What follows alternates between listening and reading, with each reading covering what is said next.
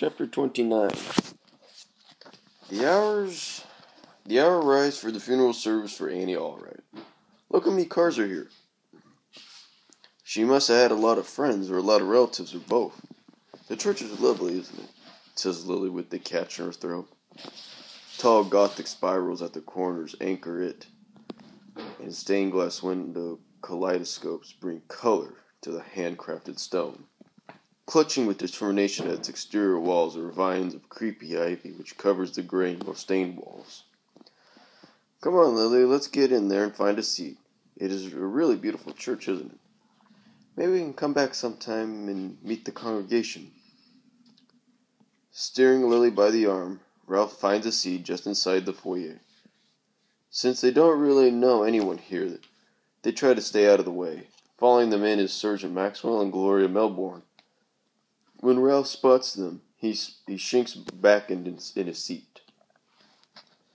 Lily poking in a rib.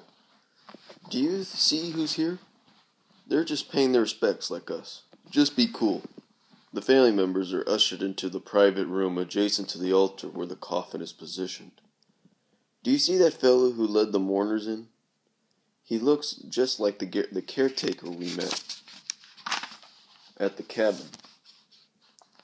When we go up to give our condolences, we'll have to get a better look. What a coincidence if it is the same guy.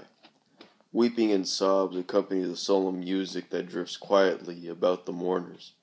A moving account of Annie's life is read, and prayers and of hope and forgiveness is offered. At the conclusion of the service, a line is formed to offer condolences to the family.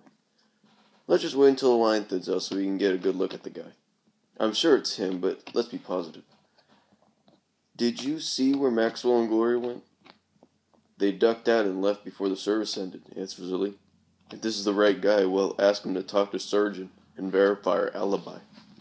As they approach the family and get a better look, Ralph's heart speeds up in anticipation.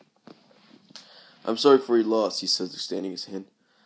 We didn't know her personally, but she was a passenger on my bus route, and I found her to be a gentle soul. Were you related to her? Yes, I'm Jerry Thompson. Annie was my sister. Don't I know you from somewhere?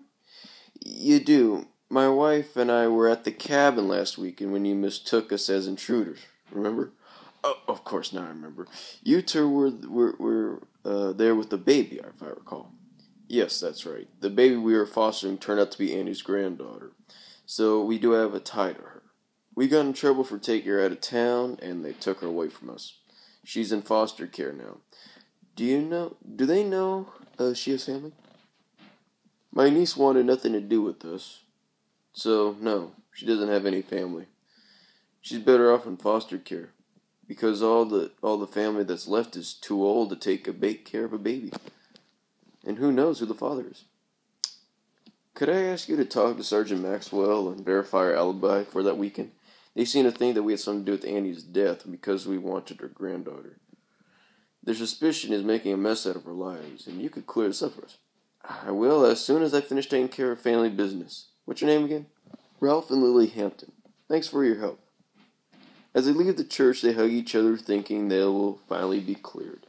They make their way out of the sanctuary and take a deep breath of fresh air. That powerful sweet smell of the flowers and the lack of oxygen in there just about did me, says Ralph. Let's go home.